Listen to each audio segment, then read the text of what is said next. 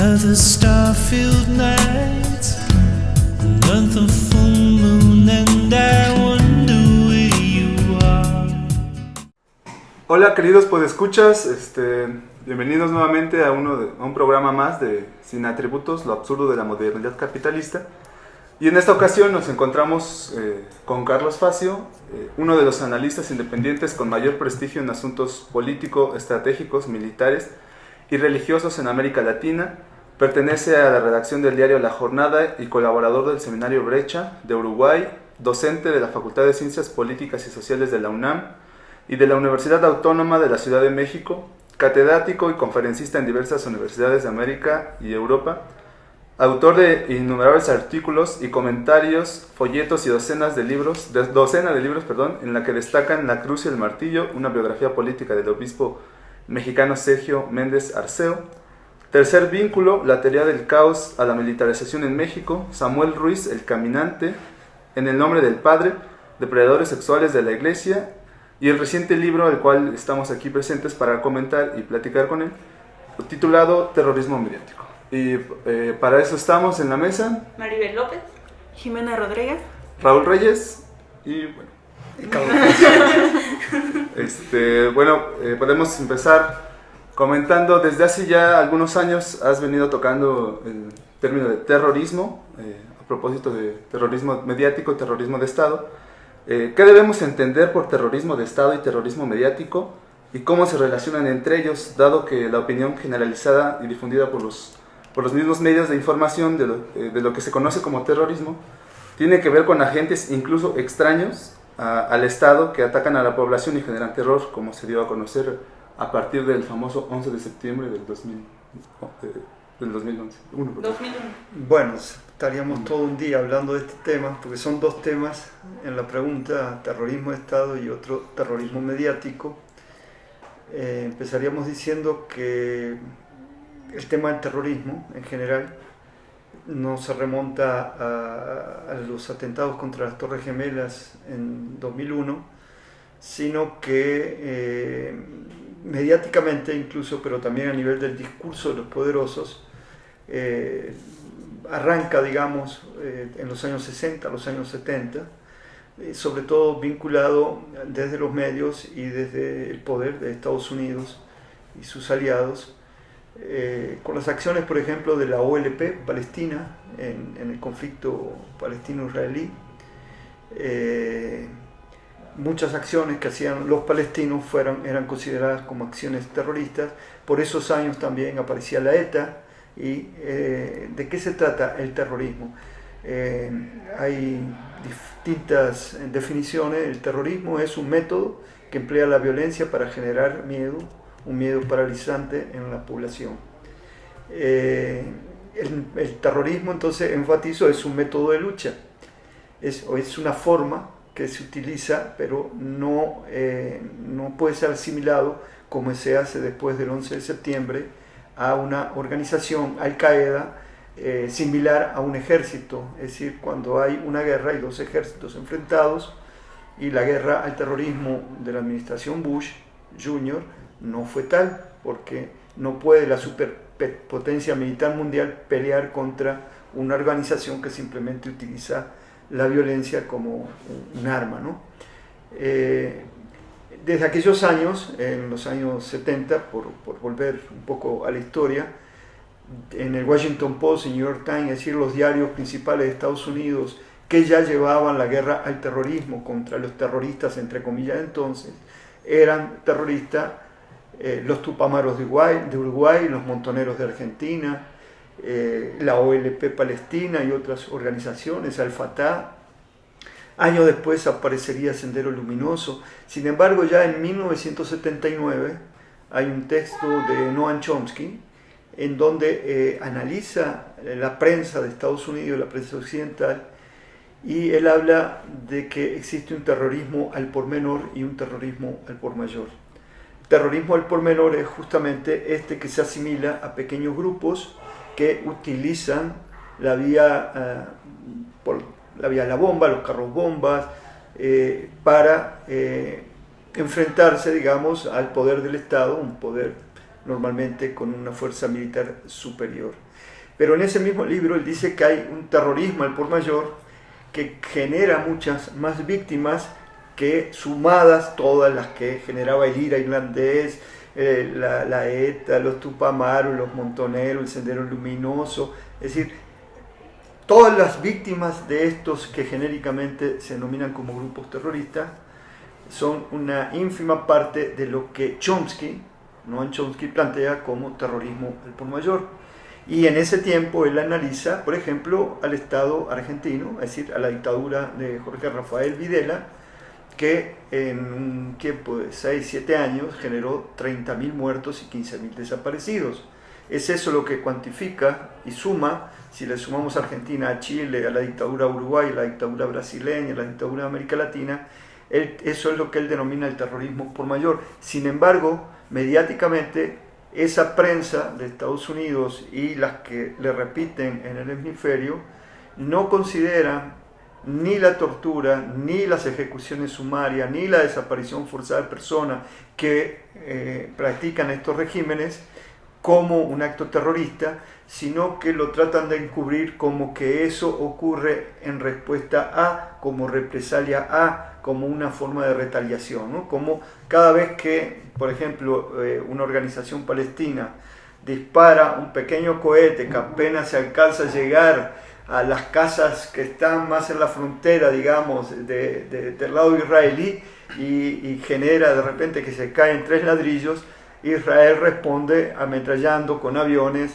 a 15, 20 personas y mata 6, ¿no? Es decir, eso es de lo que estamos hablando. Chomsky habla de que hay un terrorismo al por mayor que genera mucho más muertes, pero que él dice quienes tienen el poder tienen la capacidad, porque tienen los medios impresos, los medios electrónicos ahora, para hacer olvidar los crímenes que cometan, ¿no? Yo siempre pongo un ejemplo que la primer gran acción terrorista de proporciones, digamos, inconmensurables, pensemos primero en Guernica, ¿no? Es decir, cómo se ametrallan con aviones alemanes Guernica, pero luego viene Hiroshima y Nagasaki. Esa es una acción de terrorismo de Estado, cuando al final de la Segunda Guerra Mundial ya el eje Alemania-Japón están rendidos, prácticamente ya no, es decir, Estados Unidos tira 2 bombas atómicas simplemente para experimentar el arma y para fijar su posición de quién iba a mandar en la inmediata posguerra, ¿no? Entonces, bueno, Estados Unidos ha logrado hacer olvidar que Hiroshima y Nagasaki sean considerados como crímenes de Estado, como terrorismo estatal practicado contra un pueblo indefenso, ¿no? Entonces, bueno, el terrorismo de Estado en México, por ejemplo, en los años de la Guerra Sucia, en los años 70, se practicó de manera abierta en las montañas de Guerrero, en otras partes del país, y la practicaban elementos del ejército. El propio Estado tenía escuadrones paramilitares, es decir, la antigua Dirección Federal de Seguridad tenía un brazo clandestino, la Brigada Blanca, que, integrados por agentes del ejército, de las distintas policías, incluida la Dirección Federal de Seguridad, que practicaba el terrorismo de Estado en México, ¿no? Y vemos cómo en la fase inmediatamente posterior al levantamiento zapatista, en 1974, el Estado, el gobierno de Zedillo, organiza a través de la 7ª Región Militar en Chiapas cuerpos paramilitares, es decir, cómo es el ejército quien organiza un grupo de civiles, pero que son entrenados por militares, para hacer acciones que si las cometiera el ejército vestidos con sus uniformes serían enjuiciados al Estado y los victimarios tendrían que ser juzgados, ¿no? Entonces, hay distintas fases en la historia reciente mexicana en donde el Estado practica acciones típicas del terrorismo de Estado. Durante la llamada falsamente guerra a las drogas de Calderón, yo parto de la base de que esto que se exhibía mediáticamente a través del discurso como una guerra entre sicarios, de cárteles contra cárteles, de bandas contra bandas, de pandillas contra pandillas, era un eufemismo para encubrir que agentes estatales eran quienes llevaban a cabo parte de esas ejecuciones y se las querían hacer aparecer como que era un pleito de pandillas, ¿no? Entonces, bueno, durante la guerra, entre comillas, de Calderón, según León Panetta, el jefe del Pentágono, que había sido antes el director de la CIA, de la Agencia Central de Inteligencia, saliendo de una reunión a comienzo de 2012 de estar con el Gabinete de Seguridad Nacional de México, él dijo que en México iban 150.000 muertos. Y las cifras que dan organismos como Amnistía Internacional, como Human Rights Watch, de desaparecidos oscilan entre 25 y 30.000 desaparecidos. Entonces, eso es terrorismo de Estado. Ahora, la otra parte tiene que ver con el terrorismo mediático. El terrorismo mediático también es de larga data, es decir, podemos definir terrorismo mediático como a partir de los medios dominantes, de los medios hegemónicos. Pensemos en la época de la Guerra Fría, las principales agencias que generaban, que eran las que ponían la agenda pública mundial en materia internacional, eran la agencia AP y la agencia UPI, las dos estadounidenses. A través de la agencia AP y la agencia UPI, por ejemplo, se preparó en los días previos a la invasión en Cuba de Bahía de Cochinos, se preparó mediáticamente cómo Cuba, la Cuba de Fidel Castro, era una dictadura, es decir, se fue generando incluso en base a información falsa un estado de ánimo continental para justificar una invasión que todavía no se sabía que venía. Y cuando viene la invasión, estas dos agencias comienzan a transmitir la invasión y resulta que la invasión es el 17 de abril del 61 y son derrotados los mercenarios, la Brigada 2566 son derrotados el 19 de abril, en 2 días. Sin embargo, ¿por qué son derrotados? Porque un periodista argentino, Rodolfo Walsh, que trabajaba en Prensa Latina, había en la mesa de cables, había llegado un cable que vio raro, estaba encriptado, y entonces lo empezó a decodificar y se dio cuenta de que venía una invasión a Cuba desde Guatemala, que iba a ser por mar. Entonces la inteligencia cubana se preparó, mejor dicho, todavía no había mucha inteligencia porque era el ejército que recién se estaba formando, se preparó los estaban esperando cuando llegaron los invasores, por eso en 2 días los pudieron derrotar. Sin embargo, el día 17, el día 18, los 2 primeros días, la UPI y la AP decían que ante el grupo de las fuerzas rebeldes que están entrando a Cuba, renunció el ministro tal, un jefe del ejército con toda su guarnición se pasó a las fuerzas rebeldes. El día 18 lo mismo, ya estaban prácticamente derrotados y estaban mintiendo a la opinión pública, pero todavía el 19, el 20 y hasta el 21 los cables que llegaban en las redacciones de los medios latinoamericanos eran como que prácticamente Fidel Castro había caído y que los rebeldes es decir, las tropas mercenarias habían hecho el poder en Cuba. Eso está ahí para quien lo quiera consultar.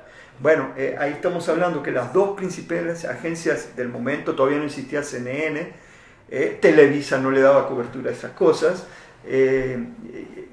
organizaron eso. Después, el mismo esquema que se utilizó en Cuba se trasladó para preparar el golpe de Estado contra Allende en Chile.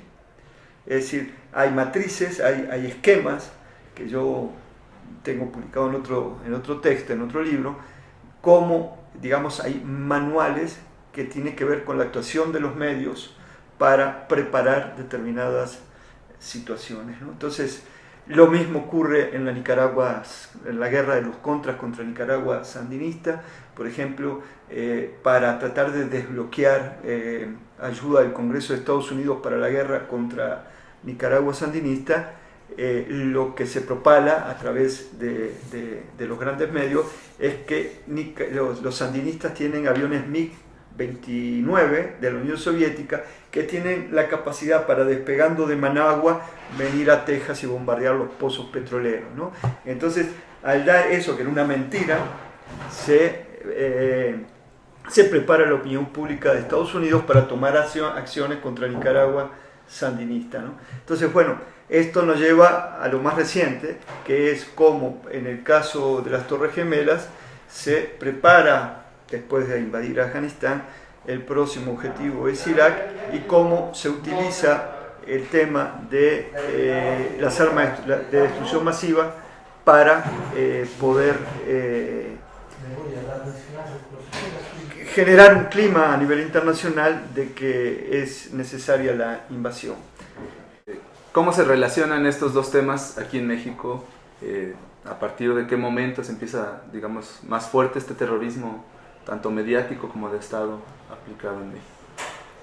Bueno, no, pero es una constante. Es decir, yo justamente en el libro empiezo hablando del caso Stanley, y me voy, el caso Stanley fue en 1999, ese mismo año está la huelga en la UNAM, como en ese mismo año, 1999, los medios actúan justamente homosintonizados, es decir, con un mensaje común, digamos, sobre todo en este caso los medios electrónicos, Televisa, TV Azteca, pero también media docena de cadenas radiofónicas que son las principales, como tienen un mensaje muy uniforme destinado a descalificar a quienes se construye previamente como un enemigo interno. En el caso de la huelga de la UNAM y en el caso de la muerte de Paco Stanley, el locutor de televisión, el objetivo era golpear a Cuauhtémoc Cárdenas, que era el regente del Distrito Federal y que se proyectaba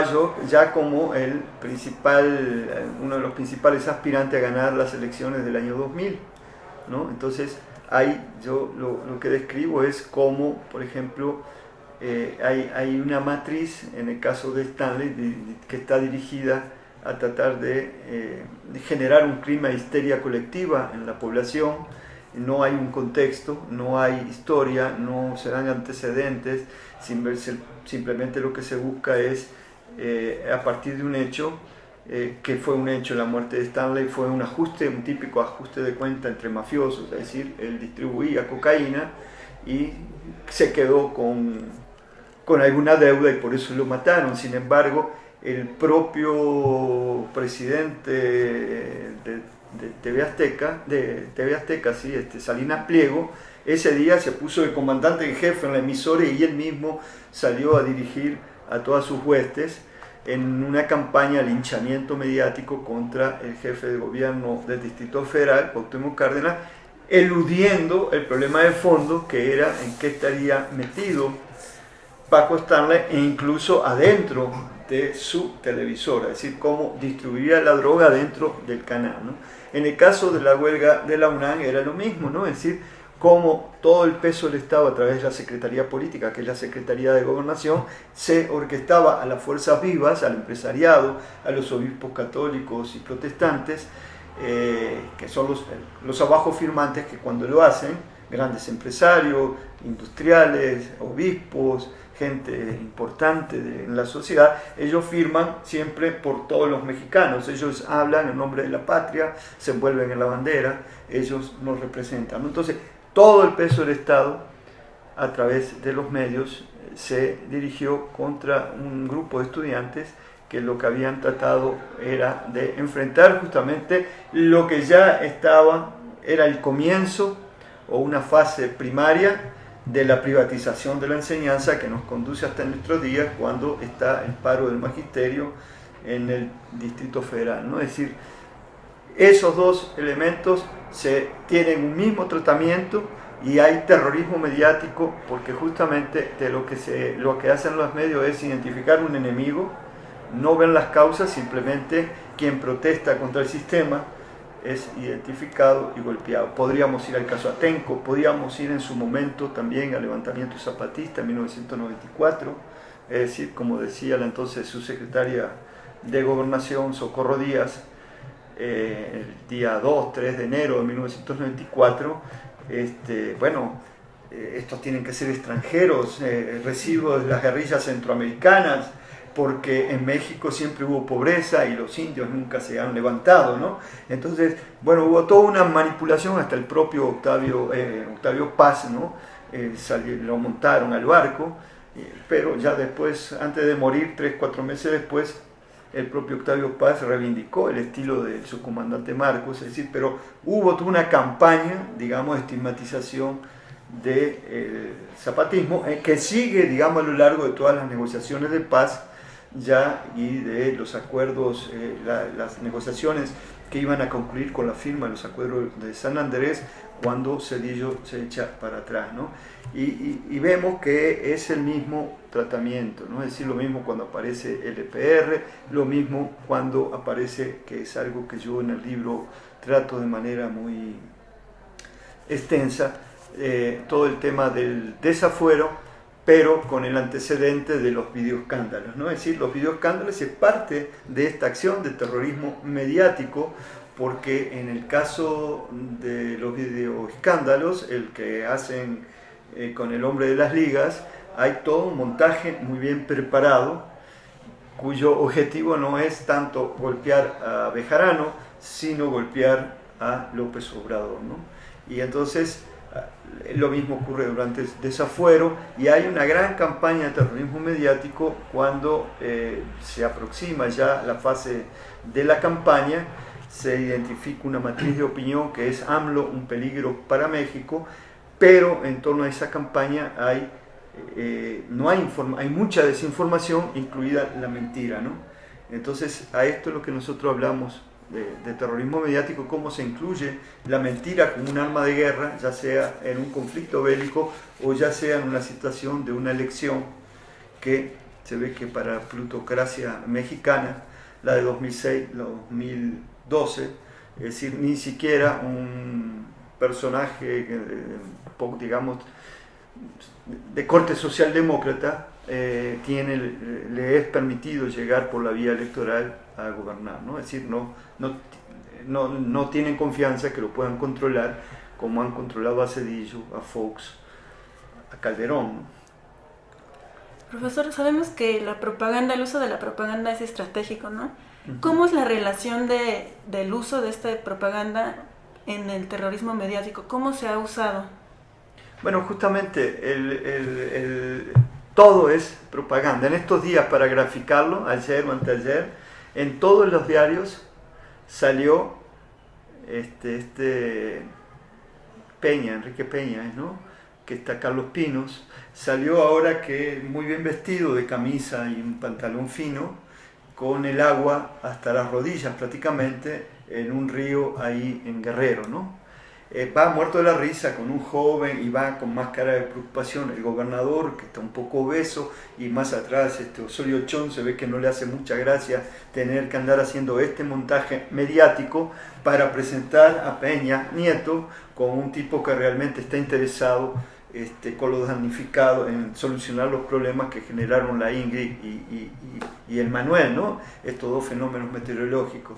Entonces eso es una acción de propaganda que trata de hacerse aparecer, trata de dar una buena imagen al presidente de la República. La publicó en primera plana el diario Milenio, la publicó en primera plana el diario El Universal, la publicó en Interiores el diario La Jornada, la publicaron todos los diarios, y si uno iba a la televisión iba a ver en todos los noticieros de manera recurrente distintas tomas de eso, que fue un montaje como el que hizo esta Laura Bozzo, que es parte del mismo montaje, que tiene que ver con dar una idea de que el gobierno, tras la tragedia, está haciendo algo. La responsabilidad del gobierno era justamente prever a través de la acción civil y el control de las presas, el organismo paraestatal que tiene que ver con la medida de las aguas en las presas, en las represas, prever para que esto no ocurriera, ¿no? Y a su vez, bueno, en vez de haciendo esto show después, es decir, lo que se tiene que hacer es poner a trabajar en los problemas más acuciantes que tiene el país, ¿no? Entonces, la propaganda está implícita, es decir, terrorismo mediático, propaganda. Si, para poner un caso que puede ser visible, porque está muy cercano, el día 13 de septiembre hubo lo que la prensa manejó como la liberación del Zócalo, de estos maestros que antes fueron estigmatizados como unos violentos, como unos holgazanes, como gente que no quiere trabajar.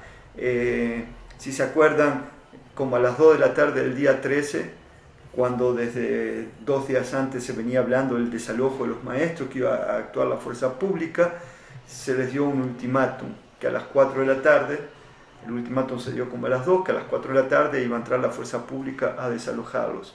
Bueno, en ese inter, entre las 3 y las 4 de la tarde, el secretario de Seguridad Pública o el comisionado Mondragón y Cal estuvo visitando las principales cadenas radiofónicas para decir que sus hombres iban a ir desarmados, que no iban a usar la fuerza, que iban a ir con los manuales, los protocolos, digamos, que tienen que ver con este tipo de operaciones y que iban a respetar los derechos humanos. Es decir, una acción de propaganda que estaba dirigida a justificar la acción que venía, pero sobre la base de que iban desarmados y que iban con protocolos para defender, para no violar los derechos humanos. Y después, cuando procede el desalojo, de vuelta vamos a ver a distintos medios. Yo iba monitoreando distintos canales de televisión y cómo había un mensaje uniforme en todos, donde en el discurso se decían que quienes estaban generando actos de violencia eran un pequeño grupo de, no se utilizó la palabra maestros, más bien eran anarquistas. En algún caso, algún joven locutor que después era reprendido desde la central a la televisora, llegó a decir que grupos radicales de la CENTE trajeron a estos jóvenes anarquistas. Es decir, pero hubo, por un lado se trataba de hablar de una situación de guerra, pero en los editores, en las centrales de las televisoras, hablaban que no había violencia. En el caso de Milenio, en un momento cuando tomó una escena, no en el Zócalo, sino de una represión con un carro antimotín lanzando agua, ese reportero con esa cámara ya no volvieron a aparecer, ¿no? Es decir, y hubo distintas imágenes de represión, policías armados, helicópteros y carros antimotines, es decir, y luego de vuelta que se le da, a pesar de lo que uno estaba viendo, luego entra Mondragón y a la noche Osorio, el secretario de Gobernación, a plantear que, con apoyo de los medios, ¿no?, a plantear que fue una acción muy limpia, que fue una acción donde no se usó la violencia, donde no estaba la policía armada. Es decir, bueno, ahí están mintiendo de manera deliberada y el objetivo es llegar por la vía justamente de la imagen y por una campaña de saturación, porque justamente es significativo que Mondragón y Cal fue recogido por Milenio, por Efecto TV, por Televisa, por TV Azteca, en el periodo de las 3 a las 4 de la tarde y luego en los noticieros nocturnos, ¿no? Entonces, aquí lo que nos encontramos también es cómo los medios y el Estado, los medios hegemónicos y el Estado tienen un manejo conjunto en determinados momentos, como estos que yo señalo, el levantamiento zapatista, la huelga de la UNAM, y ahora el desafuero y ahora la situación con los maestros. El análisis que usted hace en su libro es muy interesante porque dice, bueno, cuando el Estado detecta ya a agentes que quieren utilizar la violencia y que van a ser como externos y van a tener intereses pues contrarios al Estado, empiezan a utilizar como una propaganda, ¿no?, de manera estratégica hacia la población, diciendo, miren, ellos quieren como atentar, ¿no?, contra la seguridad que tenemos.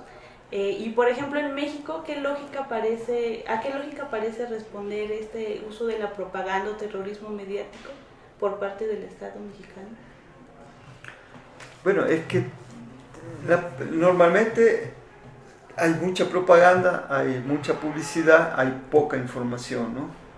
Entonces, en determinadas coyunturas, el Estado hace ese uso de la propaganda, no solo a través de la televisión y la radio, sino también de la prensa escrita e incluso a través de columnistas. Es decir, los sucesivos gobiernos del PRI, pasando por el PAN y ahora el PRI, han sabido cooptar a gente de los medios, porque los medios justamente cumplen la misma función que cumple la escuela, que cumple la Iglesia Católica, es decir, que cumple la familia, es decir, son reproductores de la ideología dominante. Hoy los medios electrónicos tienen una gran capacidad de alcance, no solo la televisión, pensemos la radio en el medio del campo, o con una radio de onda corta, cualquiera, aunque haya montaña, puede captar alguna emisora, ¿no? Entonces, los medios hoy son una herramienta de adoctrinamiento, es decir, de lo que se trata es, por la vía de la propaganda, de fijar en la cabeza de la gente, mediante muchas veces acciones de guerra psicológica en determinadas coyunturas. Los medios, aún sin saberlo, son puestos por quienes practican la guerra psicológica, que puede ser el ejército, puede ser la Secretaría de Gobernación, determinadas áreas, ¿no? Sin que se den cuenta los medios, los reporteros, hasta los propios dueños de los medios, que tienen una relación de clase con el poder, son puestos a practicar la guerra psicológica, e incluso los reporteros, que pueden crearse aquí en la UACM, en la UNAM, en las mejores universidades de corte social, cuando tienen que ir al mercado laboral y tienen que seguir la línea editorial de un medio. Y entonces ellos mismos, por más buenas intenciones y los mejores maestros que hayan tenido en la universidad, cuando llegan a un medio responden a una línea editorial. Y no, esto ocurre fatalmente así, pero en la mayoría de los casos, los reporteros comienzan a distorsionar la información para que pase su nota al interior de su medio. Como dice Chomsky, hay una serie de filtros en los medios, por eso hay un responsable de información, un jefe de información, un jefe de redacción, hay correctores y hay un dueño, un propietario, ¿no? Entonces hay sucesivos filtros que el producto que trae el reportero al final puede quedar totalmente distorsionado de la cobertura que hizo ese reportero, ¿no? Lo que ha venido pasando en situaciones de crítica, por ejemplo, pensemos el 3 de mayo de 2006 en Atenco, y el 3 y el 4 de mayo. Como el 3 de mayo, cuando la Policía Federal y la Policía Preventiva del Estado de México son hechas correr, digamos, por los comuneros de Atenco, cómo hay una excitación de los reporteros que cubren la noticia y cómo hay una imagen, digamos, de un policía que es golpeado, cómo esa información, junto con esa imagen, hay un llamado a la violencia estatal por parte de los reporteros, que lo que tendrían que hacer simplemente era cubrir de manera noticiosa ese hecho que estaba ocurriendo. Sin embargo, el reportero ahí se pone en el papel de policía del pensamiento y está llamando a la fuerza represiva a que vengan a reprimir a los de Atenco. Y esa misma imagen se va repitiendo a lo largo de todo el día, toda la noche, y en los noticieros muy temprano en la mañana, justamente como una preparación para lo que venía. Quien planificó eso fueron expertos en guerra psicológica, que la intención era utilizar los medios para preparar ahora sí la respuesta oficial, que llegó como llegó. Llegó de manera violenta, en una proporción de 10 agentes del orden, entre comillas, por un joven atenquense. Es decir, eran Robocop, que están entrenados porque son fuerzas antimotinas, que pueden matar con las manos, con un helicóptero sobrevolando arriba, contra una relación de 10 agentes del orden, con un muchacho que lo más que tenía puede ser un cóctel molotov. Es decir, hubo una desproporción por parte del Estado en la represión de ese hecho. Pero fue una operación que vincula la guerra psicológica con una toma de control de población, lo que hacían los paracaidistas franceses en Argelia, que se ve en una película de Gino Pontecorvo que se llama La batalla de Argel, que se la recomiendo a ustedes y a la audiencia, porque ahí en Argelia es donde nace justamente todo esto de la guerra sucia, y la guerra sucia se exporta luego a América del Sur, a México en los 70, y durante la guerra de Calderón hay muchos elementos de la guerra sucia que se recogen, ¿no? Y posiblemente veamos que van a reaparecer ahora durante el gobierno de Peña, ¿no? Justo ahorita que estabas mencionando Atenco, en tu libro mencionas dos casos que al menos a mí me llaman mucho la atención, que es justo Atenco y Oaxaca en el 2006. Podemos identificar, digamos, cierta estrategia en diferentes estados de la ciudad, del país, porque mencionas que en Atenco la represión que se aplicó fue una represión con un modelo de ataque contrainsurgente, ¿no? A diferencia de Oaxaca. ¿Podrías profundizar un poco más en cómo se fue llevando o tejiendo, digamos, ese terrorismo mediático y la violencia de Estado en estos casos específicos? No, bueno, las dos fueron acciones de contrainsurgencia, solo que eran distintos tipos de movimiento a enfrentar y se usaron técnicas diferentes. Yo lo que digo es que en Atenco se aplica una operación de guerra de contrainsurgencia, en donde el ABC de esa operación era una acción de control de población, ¿no? Y en Oaxaca ese mismo año, a lo largo de junio, digamos, a noviembre de 2006, hay elementos de la contrainsurgencia practicados desde el gobierno estatal. Ulises Ruiz, él recupera, por ejemplo, el uso de escuadrones de la muerte. Es decir, cuando la APO se forma y se pasan a las barricadas en lo que se llamó la Comuna de Oaxaca, barricadas que estaban toda la noche. A mí me tocó estar a la 1, 2, 3 de la mañana recorriendo algunas barricadas y veía ancianos con sus hijos y sus nietos y el perro, y yo preguntaba, bueno, ¿qué hacen acá? Y me decían, bueno, estamos defendiendo nuestro patrimonio, ¿no?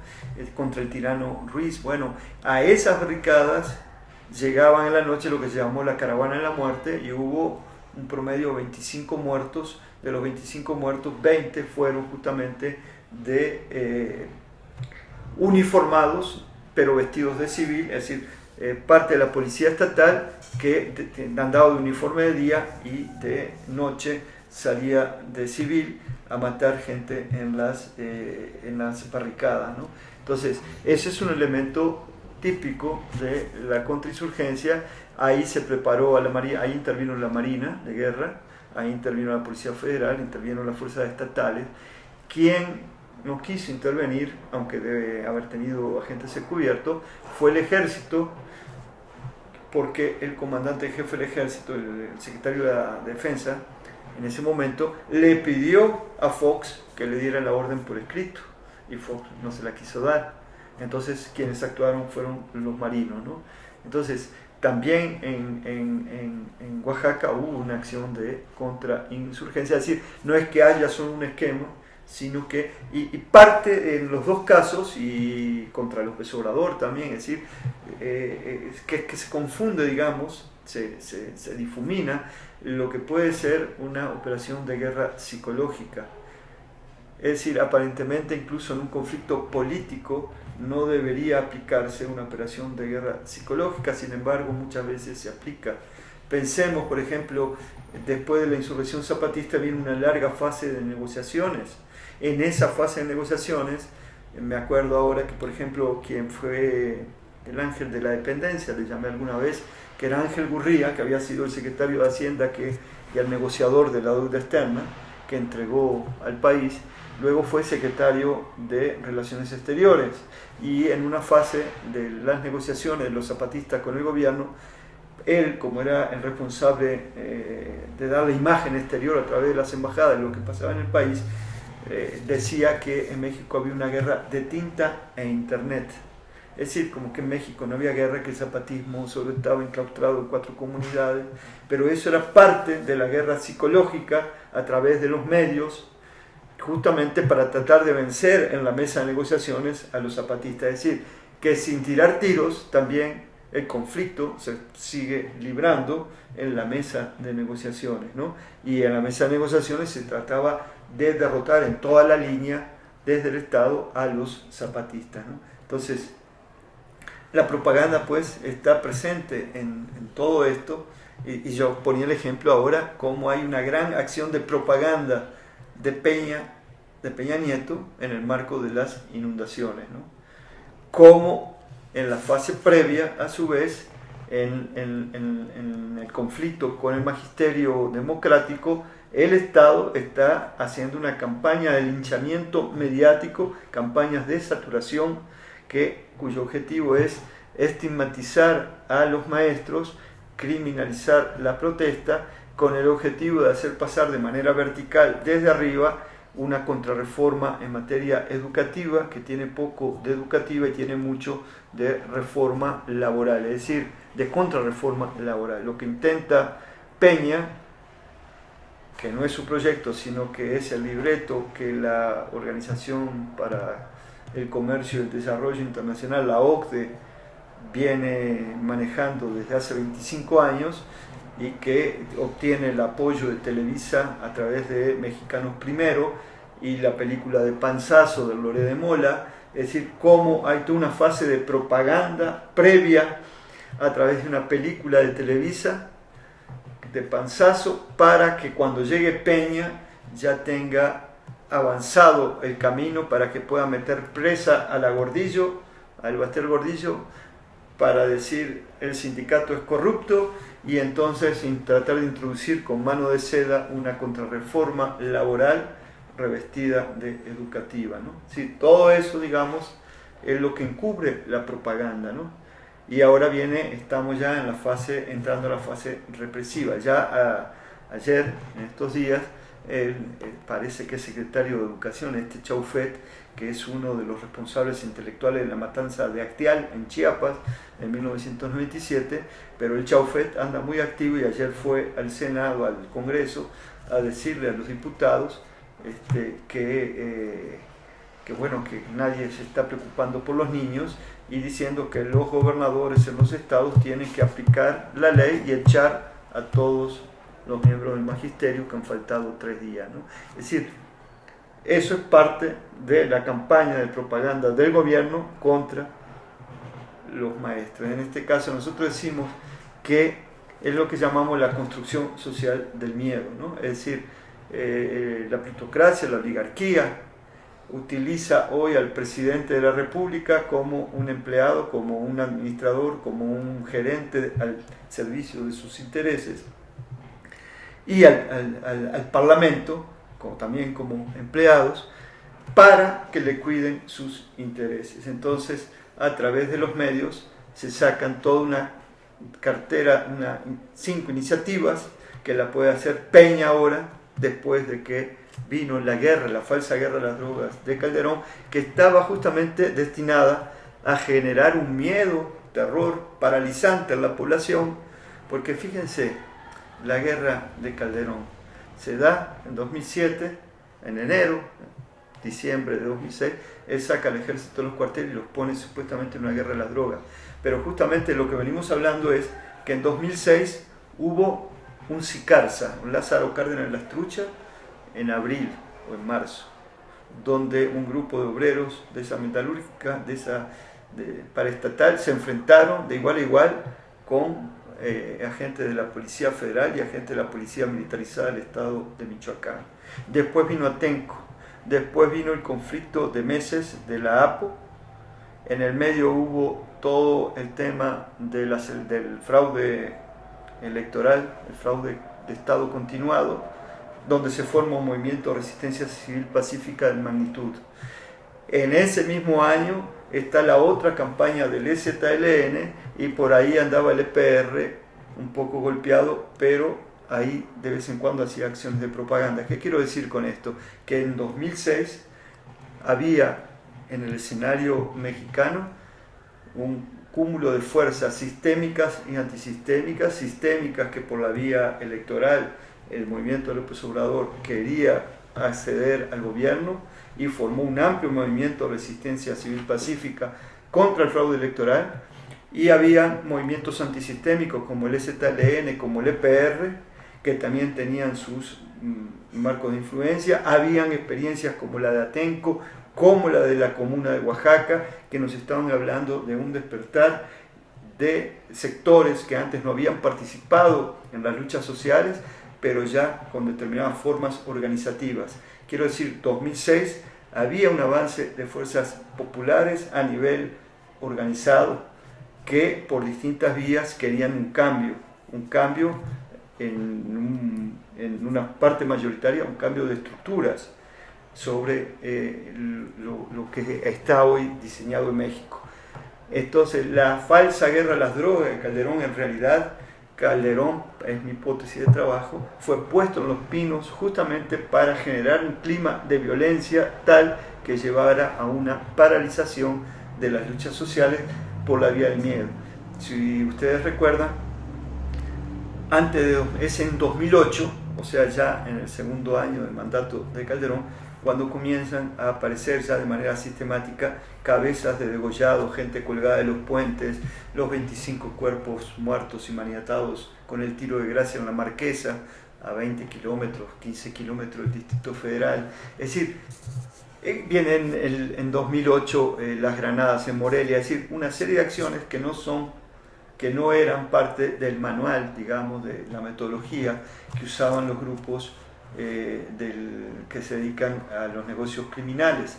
Entonces, cuando yo me pongo a ver eso, digo, esto no tiene una lógica, es decir, no será que las granadas de Morelia en realidad es un acto de provocación desde el Estado, justamente tendiente a que se vaya configurando que en México hay una narcoinsurgencia, un narcoterrorismo, porque si hay tal cosa, entonces la respuesta que se le tiene que dar es de contrainsurgencia.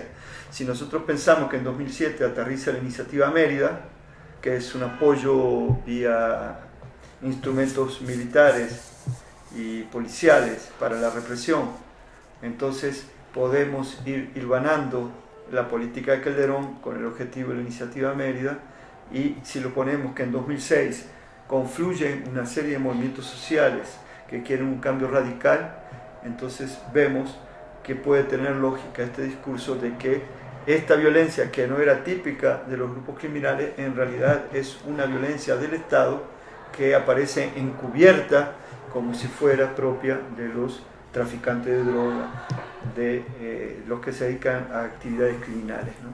Pero bueno, esa es mi interpretación de los hechos. Profesor, ante este escenario que nos ha planteado, ¿se puede hablar de criminalización de la pobreza? Bueno, sí, yo uso mucho el término criminalización de la protesta y también la criminalización de la pobreza, porque si nosotros vemos, genéricamente quienes más se protestan son los pobres y son quienes más mayormente son reprimidos. Pero ¿dónde están los pobres? Y estos pobres que se han venido manifestando hoy en México.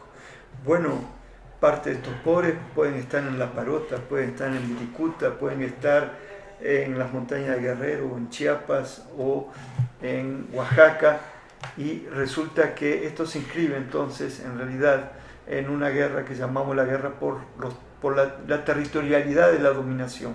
¿Qué es esto de la territorialidad de la dominación? Bueno, es que en realidad lo que hay es una guerra de espectro completo. Una guerra de espectro completo es un término que no inventé yo, sino que es un término del Pentágono, o sea, del ejército de Estados Unidos, que en 1990 comenzó a hablar de una guerra de espectro completo. Una guerra de espectro completo quiere decir que ya no solo es la guerra tiene que ver con lo militar, sino que la guerra tiene que ver con lo militar, con lo económico, con lo cultural, y a través de lo cultural con la educación. Es decir, esta contrarreforma educativa es parte de esta guerra de espectro completo. Ahora, esta guerra de espectro completo, el objetivo es, para el caso de México, pero lo podemos ver en Afganistán, en Irak, en Libia, en Siria hoy, el objetivo es controlar territorios, porque en los territorios hay recursos geoestratégicos. En el caso de México hay petróleo, hay uranio, hay gas natural, hay biodiversidad, hay maderas, pero sobre el territorio hay también población, y entonces esta población sirve como mercado, es decir, para que las transnacionales coloquen su producto y nosotros las compremos, pero a su vez esta población sirve como mano de obra barata. Entonces esta guerra es una guerra de tipo neocolonial que viene por el territorio, aunque en unos lados el Pentágono tenga que mandar sus marines y en otros casos, como México, solo envíe fuerzas encubiertas, ¿no? Es decir, acá hay agentes de la CIA, agentes del FBI, agentes de la DEA, agentes del Pentágono, trabajando en México de manera encubierta con el consentimiento del expresidente Calderón y ahora con el consentimiento del presidente Peña. Es decir, porque recuérdense, aquellos dos oficiales, justamente casualmente apellido hispano, los dos, uno Zapata, que uno murió en la carretera 52 que venía de San Luis, a la altura de San Luis Potosí, justamente cerca de un cuartel en Nuevo León, donde había unos centros de espionaje de Estados Unidos que había autorizado Calderón adentro de un cuartel, ¿no? De un cuartel del ejército. Ahí mataron al agente Zapata, un agente encubierto de Estados Unidos, y al final del sexenio de Calderón, aquí en Tres Marías, en el estado de Morelos, también un grupo de federales, de la Policía Federal de García Luna, trata de asesinar a dos agentes de la CIA que venían en una camioneta de la Marina Mexicana. Bueno, ¿qué hacían esos dos marinos ahí? El argumento oficial que se dio es que venían de enseñarles práctica de tiro en un puesto de altura que tiene la Marina ahí en el estado de Morelos, ¿no? Es decir, nosotros partimos de la base que esos agentes en realidad son quienes están entrenando y pueden eventualmente estar haciendo operaciones de espionaje, o también, parte de mi hipótesis es que muchas de estas actividades violentas que han aparecido en estos últimos 4 años pueden ser llevadas a cabo por un grupo encubierto de agentes estadounidenses. Si nosotros agarráramos, hiciéramos vis a vis en tiempo real 2005, 2006 hasta el 2010, lo que va pasando en Siria y lo que va pasando en México, vamos a ver cómo hay muchos puntos de contacto entre la violencia en México y la violencia que vía los llamados grupos rebeldes en Siria ocurre. Es decir, en Siria parte de los grupos rebeldes son escuadrones de la muerte montados por fuerzas encubiertas de Estados Unidos, británicas e israelíes en territorio sirio. Entonces, si nosotros analizamos qué sucede ahí y qué sucedió en México, vamos a ver que los modus operandi, los métodos que se utilizaron son muy parecidos, ¿no? Hay líneas de contacto. Pero esto no se inventó ni en Siria ni en México, ya se practicó antes en decenas de países por grupos encubiertos de Estados Unidos. Profesor, para ir finalizando un poco, quería saber su opinión acerca de qué papel ahora juegan los llamados medios alternativos independientes ante esta construcción social que crean los medios, ¿no? Y la mercantilización de la información que ellos mismos tienen, recordando que inicialmente los medios, su función era una función social, ¿no? Y se ha perdido. ¿Qué papel juegan para contrarrestar? ¿Podría suceder eso? Bueno, el papel de los medios alternativos creo que es fundamental, porque estamos hablando que justamente en México hay unos medios hegemónicos. Hay medios de circulación nacional que tienen una cierta penetración, pero frente al volumen de fuego de varios medios juntos que son hegemónicos, diarios como La Jornada, o radios como Educación o Radio UNAM, digamos, no tienen prácticamente la posibilidad de contrarrestarlo. Entonces, pienso que lo que hay que hacer es también a nivel horizontal que los distintos grupos sociales, desde el lugar donde están, en la escuela, en la fábrica, en la comunidad,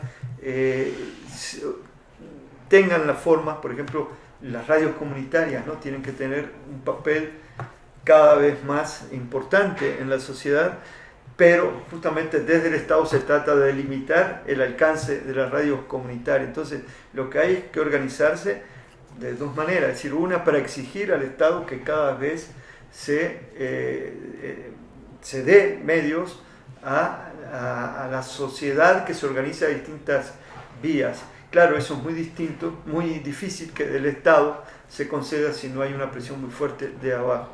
Y la otra es utilizar de manera horizontal la información que se va produciendo. Es decir, hoy hay estas nuevas tecnologías, todo lo que puede hacer un aparato celular, un celular que saca fotos, videos, bueno, sirve a través de correo electrónico, todas las formas que ustedes los jóvenes manejan sirven para tratar de horizontalizar la información. Pero ojo, eso no es una revolución en comunicaciones, lo que es, todo eso sirve, ¿no? Pero lo que hay que tratar de hacer es de organizar el bloque de los de abajo, organizar justamente una fuerza organizada muy amplia para contrarrestar no solo el papel de los medios, sino al gobierno, ¿no? Entonces sí, la información es clave, cuanto más medios alternativos mejor, y no solo tiene que ver con los medios electrónicos, con los celulares, con la computadora, sino también puede ser el periódico mural, el mano a mano, el volante, es decir, todas las formas que sirvan para informar funcionan. Pero bueno, a veces yo siento como que hay algunas ideas en el sentido de que hay una revolución por internet. Creo que eso hay que decir, por ejemplo, pensemos en el fenómeno 132, fue muy importante lo que se logró, pero a su vez pensemos en que el régimen siempre tiene la capacidad de absorción, ¿no? El propio 132, algunos de sus dirigentes más visibles, después le crearon un espacio en Televisa, ¿no? Entonces, bueno, como todo desde arriba se puede querer controlar. Entonces, bueno, sí, los medios alternativos deberían tener una función clave, y qué bueno que ustedes, por ejemplo, estén trabajando en estas cosas, porque yo muchas veces, es decir, no hay todavía una cultura, comienza a haber una cultura muy generalizada en los jóvenes, pero en la gente que tiene de 40 años para arriba todavía, o yo que me dedico a estos temas y que tengo una formación de periodista, difícilmente me pongo a ver un video por internet, porque no me da el tiempo, porque tengo otra cultura, ¿no? Y no tengo tiempo. Pero siento que entre los jóvenes sí consultan mucho esto, ¿no? Entonces, bueno, ojalá esto se pueda potenciar, y esto no está reñido, ¿no? Para que a través de estos medios, como están haciendo ustedes, puedan hacer productos de calidad, ¿no? Es decir, que utilicen buenas técnicas de comunicación, ¿no? Hay una vieja discusión, sí, de 40 años, que teníamos nosotros sobre el discurso periodístico, sobre la imagen, y la discusión tiene que ver con que no importa lo que se diga, y que hay que darle todo digerido a la gente, ¿no? Y yo ponía el ejemplo de los vietnamitas, como un pueblo que estaba enfrentando al mayor imperio del mundo, al que derrotó, usaba métodos de propaganda muy eficaces, técnicamente buenos. Entonces hay que atender en eso también, a tratar de hacerlo de la mejor manera posible, y no pensando que el pueblo es tonto. Sí, claro, las campañas de saturación de los grandes medios permean en la sociedad, pero también hay otro sector que si le damos elementos, ellos lo pueden digerir por sí solos. Pues el tiempo siempre nos traiciona, y pues ya tenemos que ir cerrando con la entrevista.